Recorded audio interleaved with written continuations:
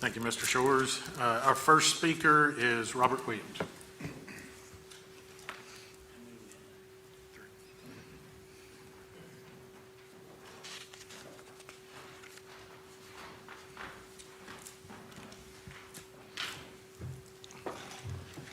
My name is Robert Williams. I live at 814 East Stagecoach Trail.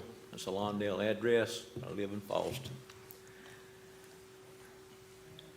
Mr. Blanton made a comment earlier that he's been coming to meetings for 14 years. So have I. I think, Mr.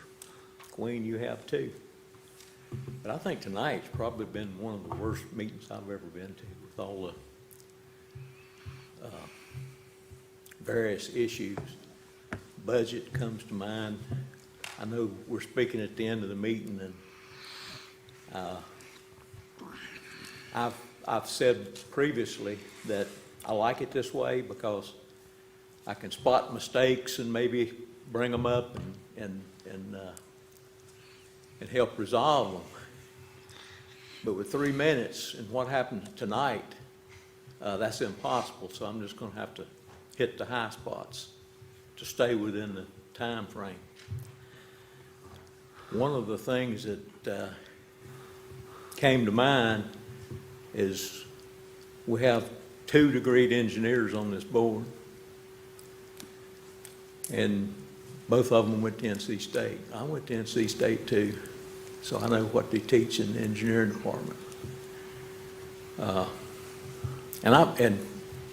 when we were talking about selecting the architect for one of the, I guess, Burns,